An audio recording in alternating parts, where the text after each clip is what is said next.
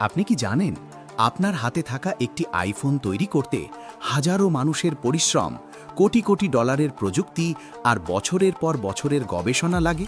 আজকের এই ভিডিওতে আমরা দেখব একটি আইফোন ঠিক কিভাবে তৈরি হয়, একদম শুরু থেকে শেষ পর্যন্ত। আইফোন তৈরির যাত্রা শুরু হয় কোনো ফ্যাক্টরিতে নয়, শুরু হয় একটি ডিজাইন ল্যাবে।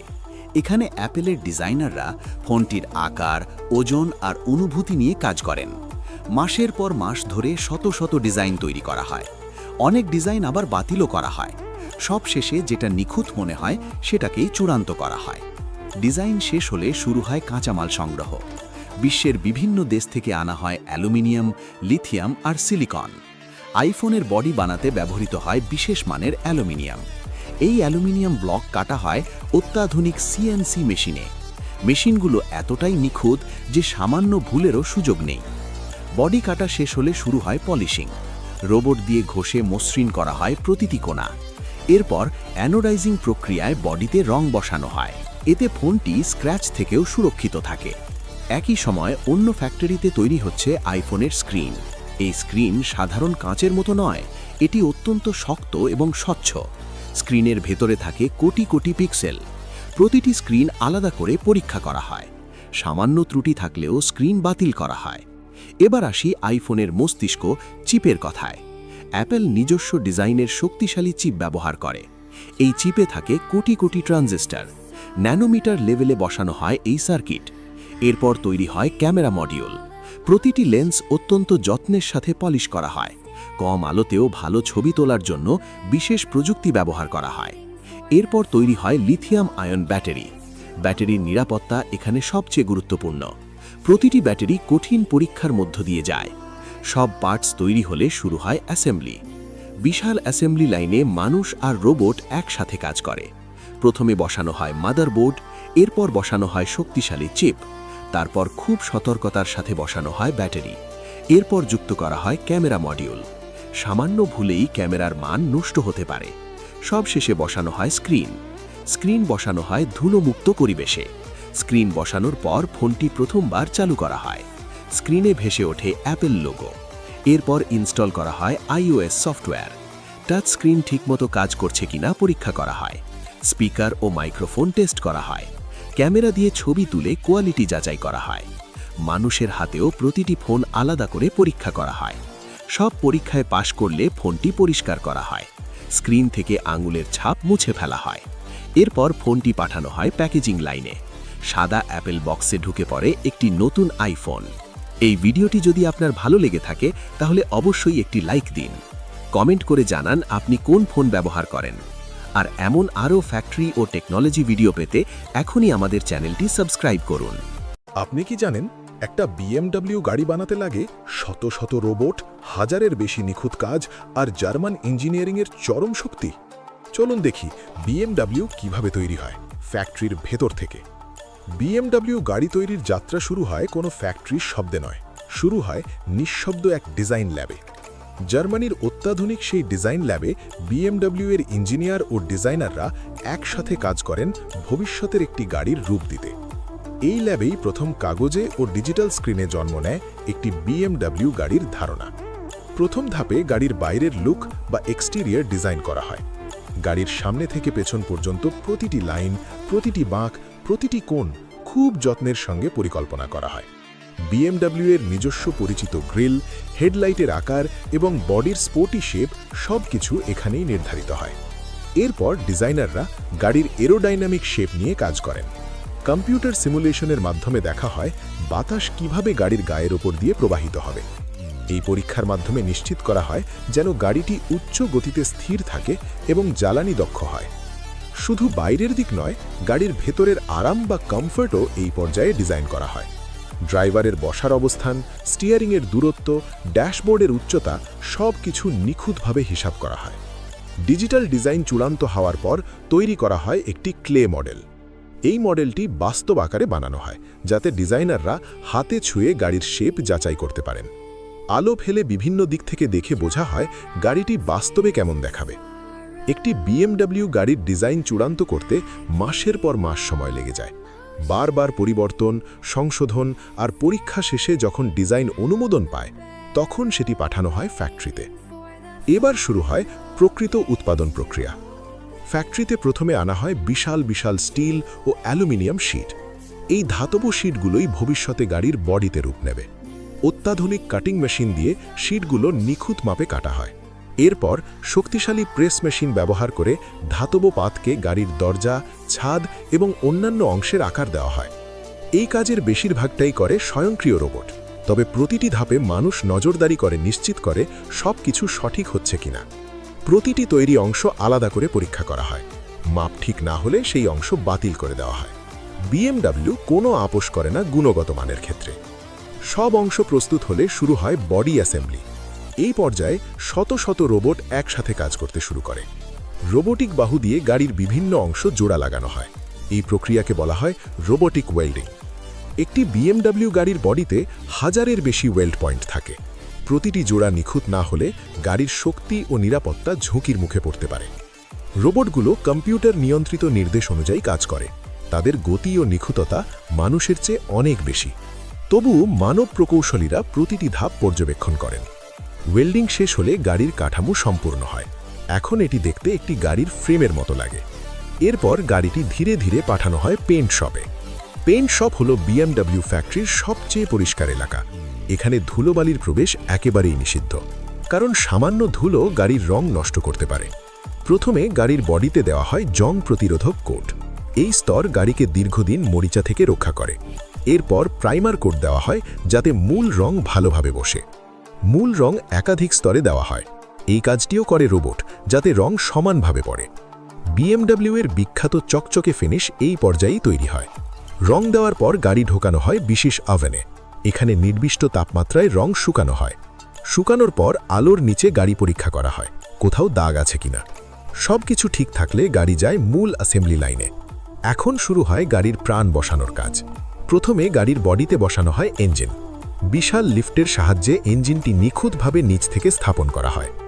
মিলিমিটার পরিমাপে ইঞ্জিনের অবস্থান ঠিক করা হয়। এরপর বসানো হয় ট্রান্সমিশন সিস্টেম। গাড়ির নিচের অংশে যুক্ত করা হয় সাসপেনশন ও ব্রেক। চাকা ও অ্যাক্সেল ধীরে ধীরে গাড়ির সঙ্গে যুক্ত হয়। এরপর সংযুক্ত করা হয় এক্সস্ট সিস্টেম। সবশেষে গাড়ির ভেতরে লাগানো হয় ইলেকট্রনিক তার ও সেন্সর। এই পর্যায়ে গাড়িটি চলার মতো কাঠামো পায়, তবে এখনও ভেতরের কাজ বাকি। এরপর গাড়ি যায় ইন্টেরিয়র ফিটিং লাইনে। এখানে গাড়ির ভেতরের সৌন্দর্য তৈরি করা হয়। প্রথমে বসানো হয় ড্যাশবোর্ড। এরপর স্টিয়ারিং হুইল ও ডিজিটাল স্ক্রিন স্থাপন করা হয়। BMW এর আধুনিক ইনফোটেইনমেন্ট সিস্টেম এখানেই যুক্ত হয়। এরপর হাতে বসানো হয় প্রিমিয়াম সিট। চামড়ার ফিনিশ, সেলাইয়ের মান সবকিছু পরীক্ষা করা হয়। দরজার ভেতরের প্যানেল ও অন্যান্য ট্রিম যুক্ত করা হয়। এসি, সাউন্ড সিস্টেম এবং ভেতরের আলো সংযুক্ত করা হয়। সব ইলেকট্রনিক ফিচার একবার চালু করে পরীক্ষা করা হয়। ইন্টেরিয়র কাজ শেষ হলে শুরু হয় সবচেয়ে গুরুত্বপূর্ণ ধাপ, কোয়ালিটি টেস্ট। প্রতিটি BMW গাড়ি এই পরীক্ষার মধ্য দিয়ে যায়। প্রথমে ইঞ্জিন চালু করে দেখা হয়, ব্রেক টেস্ট করা হয় আলাদা ট্র্যাকে, স্টিয়ারিং ও ব্যালেন্স পরীক্ষা করা হয় মেশিনে, গাড়ির শব্দ ও কম্পন পরীক্ষা করা হয় বিশেষ কক্ষে, পানির মধ্যে চালিয়ে লিক টেস্ট করা হয়, লাইট, স্ক্রিন এবং সব ইলেকট্রনিক সিস্টেম আবার পরীক্ষা করা হয়। যদি কোনো সমস্যা ধরা পড়ে, গাড়িটি আবার ঠিক করা হয়। সব পরীক্ষায় পাশ করলে তবেই গাড়ি অনুমোদন পায়। এরপর BMW গাড়ি প্রস্তুত হয় ডেলিভারির জন্য।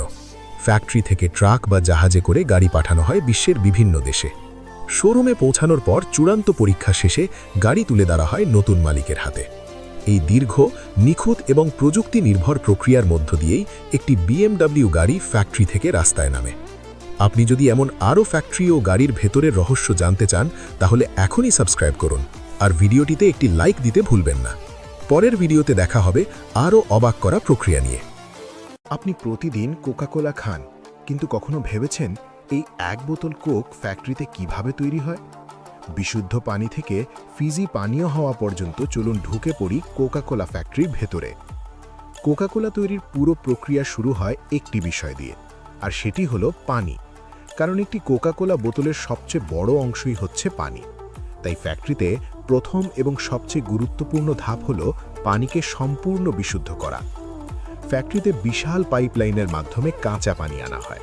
এই পানি সরাসরি ব্যবহারের উপযোগী নয়। এতে ধুলো, ময়লা, খনিজ পদার্থ এবং ক্ষতিকর জীবাণু থাকতে পারে।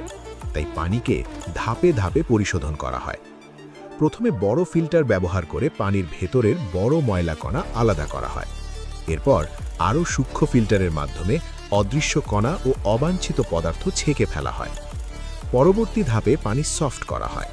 এই প্রক্রিয়ায় পানির অতিরিক্ত খনিজ উপাদান কমিয়ে আনা হয়, যাতে পানির স্বাদ ও মান নিয়ন্ত্রিত থাকে। এরপর জীবাণুনাশ প্রক্রিয়া শুরু হয়। আধুনিক ইউভি প্রযুক্তি বা অন্যান্য নিরাপদ পদ্ধতিতে পানির ভেতরের ক্ষতিকর ব্যাকটেরিয়া ধ্বংস করা হয়। প্রতিটি ধাপেই পানি পরীক্ষাগারে পাঠানো হয়। ল্যাব টেকনিশিয়ানরা পানির নমুনা নিয়ে রাসায়নিক ও স্বাস্থ্যগত মান পরীক্ষা করেন। সব পরীক্ষায় উত্তীর্ণ হলেই এই পানি পরবর্তী ধাপে যাওয়ার অনুমতি পায়। বিশুদ্ধ পানি প্রস্তুত হওয়ার পর শুরু হয় কোকাকোলা তৈরির সবচেয়ে গুরুত্বপূর্ণ এবং গোপন অংশ, সিরাপ তৈরি। কোকাকোলার স্বাদ আসে এই বিশেষ সিরাপ থেকে। এই সিরাপ তৈরি হয় আলাদা সুরক্ষিত একটি এলাকায়। এই অংশে প্রবেশাধিকার সীমিত থাকে। বিশাল স্টেনলেস স্টিল ট্যাঙ্কে নির্দিষ্ট পরিমাণে চিনি এবং অন্যান্য উপাদান যোগ করা হয়। সবকিছু মেশানো হয় শক্তিশালী শিল্প গ্রেড মিক্সারের মাধ্যমে। এই সময় তাপমাত্রা খুব সতর্কভাবে নিয়ন্ত্রণ করা হয়, কারণ সামান্য তাপমাত্রার পার্থক্য সিরাপের স্বাদ ও মানে প্রভাব ফেলতে পারে। মিক্সিং শেষ হলে সিরাপের ঘনত্ব, রং ও স্বাদ পরীক্ষা করা হয়। ল্যাব টেস্টের মাধ্যমে নিশ্চিত করা হয় সিরাপটি নির্ধারিত মান অনুযায়ী তৈরি হয়েছে কিনা। এই ধাপটিকে কোকাকোলা উৎপাদনের সবচেয়ে সংবেদনশীল ধাপ বলা হয়, কারণ এখানেই নির্ধারিত হয় কোকাকোলার পরিচিত স্বাদ। সিরাপ প্রস্তুত হলে তা সিল করা ট্যাঙ্কে রাখা হয় এবং পাইপলাইনের মাধ্যমে পাঠানো হয় মিক্সিং সেকশনে। এখন শুরু হয় পানি ও সিরাপের মিশ্রণ। স্বয়ংক্রিয় মেশিনের মাধ্যমে নির্দিষ্ট অনুপাতে বিশুদ্ধ পানি এবং সিরাপ মেশানো হয়। এই অনুপাত অত্যন্ত গুরুত্বপূর্ণ। একটু কম বা বেশি হলে কোকাকোলার স্বাদ পরিবর্তন হয়ে যেতে পারে। মিক্সিং সম্পন্ন হওয়ার পর এই তরলে যোগ করা হয় কার্বন ডাই অক্সাইড গ্যাস। এই গ্যাসই কোকাকোলাকে দেয় তার পরিচিত ফিজি অনুভূতি। কার্বনেশন প্রক্রিয়ায় চাপ এবং তাপমাত্রা দুটোই খুব নিয়ন্ত্রিত থাকে, কারণ বেশি চাপ হলে বোতল ফেটে যেতে পারে, আর কম চাপ হলে পানীয় ফিজি হবে না। এই পুরো প্রক্রিয়ায় কম্পিউটার নিয়ন্ত্রিত। ইঞ্জিনিয়াররা স্ক্রিনের মাধ্যমে সব ডেটা পর্যবেক্ষণ করেন। মিক্সিং ও কার্বনেশন শেষ হলে কোকাকোলা তরল প্রস্তুত হয় বোতলজাত করার জন্য। এদিকে অন্য একটি লাইনে বোতল প্রস্তুতের কাজ চলতে থাকে। ফ্যাক্টরিতে ব্যবহৃত প্রতিটি বোতল ব্যবহারের আগে ভালোভাবে পরিষ্কার করা হয়। খালি বোতলগুলো ওয়াশিং মেশিনের ভেতর দিয়ে যায়। গরম পানি এবং বিশেষ ক্লিনিং সিস্টেম দিয়ে বোতলের ভেতর এবং বাইরে ধোয়া হয়।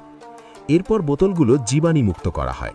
ভাঙা বা ক্ষতিগ্রস্ত বোতল স্বয়ংক্রিয়ভাবে আলাদা করে ফেলা হয়। শুধুমাত্র সম্পূর্ণ পরিষ্কার ও নিরাপদ বোতলই ফিলিং লাইনে প্রবেশ করতে পারে। এখন শুরু হয় সবচেয়ে দ্রুতগতির ধাপ, ফিলিং ও ক্যাপিং। উচ্চ গতির ফিলিং মেশিনের মাধ্যমে প্রতিটি বোতলে নির্দিষ্ট পরিমাণ কোকাকোলা ভরা হয়। এই কাজটি এত দ্রুত হয় যে চোখে ধরা কঠিন, কিন্তু প্রতিটি বোতলে একই পরিমাণ তরল নিশ্চিত করা হয়। ফিলিং শেষ হতেই সঙ্গে সঙ্গে বোতলে ঢাকনা লাগানো হয়। স্বয়ংক্রিয় ক্যাপিং মেশিন ঢাকনাগুলো শক্তভাবে আটকায়। এরপর বোতলগুলো লিক টেস্টের ভেতর দিয়ে যায়। যদি কোনো বোতলে লিক ধরা পড়ে, সেটি সঙ্গে সঙ্গে বাদ দেওয়া হয়। এই পর্যায়ে ফ্যাক্টরির গতি সবচেয়ে বেশি থাকে। হাজার হাজার বোতল একসাথে লাইনের ওপর দিয়ে চলতে থাকে। ফিলিং ও ক্যাপিং শেষ হলে শুরু হয় লেবেলিং। প্রতিটি বোতলে কোকাকোলার পরিচিত লাল লেবেল লাগানো হয়। লেবেলটি যেন সোজা থাকে তা নিশ্চিত করা হয় স্বয়ংক্রিয় সেন্সরের মাধ্যমে। এছাড়া বোতলে ছাপা হয় মেয়াদ শেষের তারিখ এবং ব্যাচ নম্বর। লেবেলিংয়ের পর ভুল লেবেলযুক্ত বোতল আবারও আলাদা করা হয়।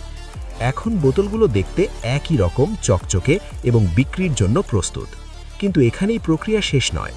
এরপর শুরু হয় কোয়ালিটি টেস্ট। ফ্যাক্টরির নির্দিষ্ট অংশে নিয়মিত নমুনা সংগ্রহ করা হয়। এই নমুনাগুলো নিয়ে স্বাদ পরীক্ষা করা হয়।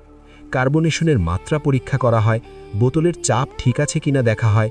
লেবেল ও ঢাকনা সঠিকভাবে লাগানো হয়েছে কিনা তা যাচাই করা হয়। পানির মতোই এখানেও সিরাপকে সবচেয়ে বেশি গুরুত্ব দেওয়া হয়। যে বোতলগুলো সব পরীক্ষায় পাশ করে, শুধু সেগুলোই পরবর্তী ধাপে যাওয়ার অনুমতি পায়। এরপর শুরু হয় প্যাকেজিং প্রক্রিয়া। বোতলগুলো অটোমেটিকভাবে কার্টুনে সাজানো হয়। কার্টুনগুলো সিল করা হয় এবং গুদামে পাঠানো হয়। গুদামে সংরক্ষণের পর অর্ডার অনুযায়ী কোকাকোলা পাঠানো হয় বিভিন্ন দোকান ও দেশে।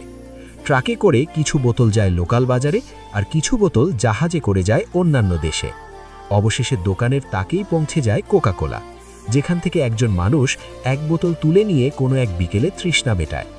এই দীর্ঘ, নিয়ন্ত্রিত এবং প্রযুক্তি নির্ভর প্রক্রিয়ার মধ্য দিয়েই ফ্যাক্টরিতে তৈরি হয় এক বোতল কোকাকোলা। আপনি যদি জানতে চান আরও খাবার ও পানীয় ফ্যাক্টরিতে কিভাবে তৈরি হয়, তাহলে এখনই সাবস্ক্রাইব করুন। ভিডিওটি ভালো লাগলে একটি লাইক দিন আর মতামত লিখে জানান। পরের ভিডিওতে দেখা হবে আরও চমকপ্রদ ফ্যাক্টরি প্রক্রিয়া নিয়ে।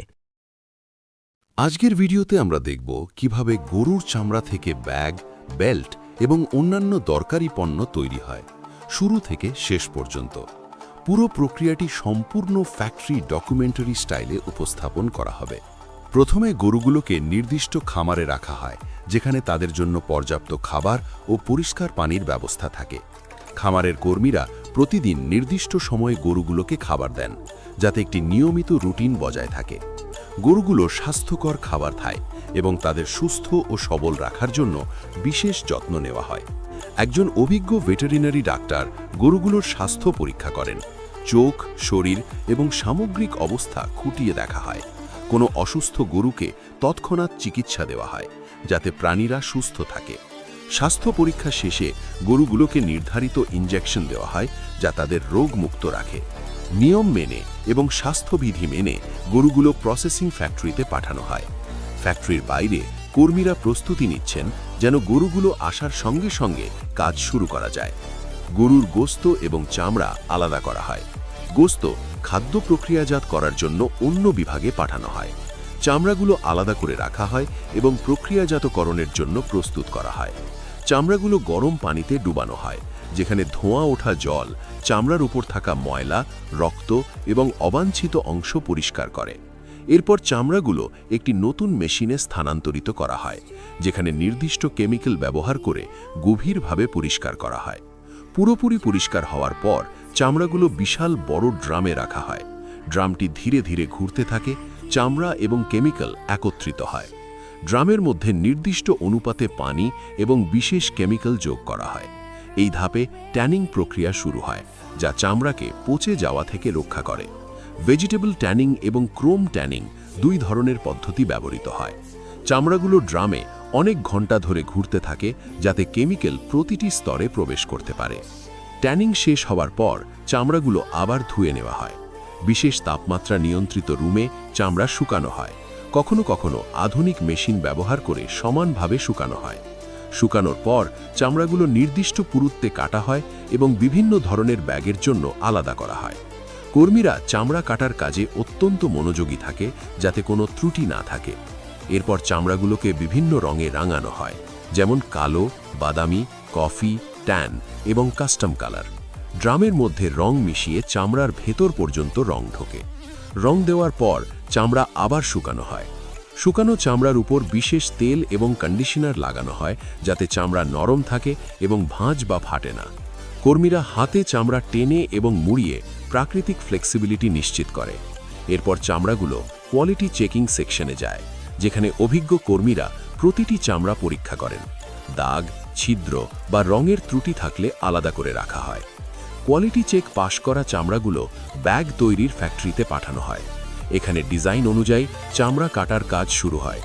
বড় কাটিং মেশিন বা লেজার কাটা ব্যবহার করে ব্যাগের সামনের অংশ, পেছনের অংশ, সাইড, বটম এবং হ্যান্ডেল আলাদা আলাদা করে কাটা হয়। সেলাইয়ের কাজ শুরু হয়, যেখানে হেভি ডিউটি মেশিন এবং মোটা সুতা ব্যবহার করা হয়। কিছু অংশ হাতে সেলাই করা হয়, যা দক্ষ কারিগরদের চিহ্ন। ব্যাগে জিপার, বোতাম, ম্যাগনেটিক ক্লোজার এবং ধাতব বকলস সংযুক্ত করা হয়। প্রতিটি অ্যাক্সেসরি বসানোর পর পরীক্ষা করা হয় ঠিকমতো কাজ করছে কিনা। ভেতরের অংশে লাইনিং লাগানো হয়, যেমন কাপড় বা সিনথেটিক মেটেরিয়াল। ভেতরের পকেট, জিপার পকেট এবং কার্ড স্লটও সংযুক্ত করা হয়। সবকিছু সম্পন্ন হওয়ার পর ব্যাগগুলো ফিনিশিং সেকশনে যায়। ধার মসৃণ করা হয়, অতিরিক্ত সুতো কেটে ফেলা হয় এবং বিশেষ পালিশ দেওয়া হয়।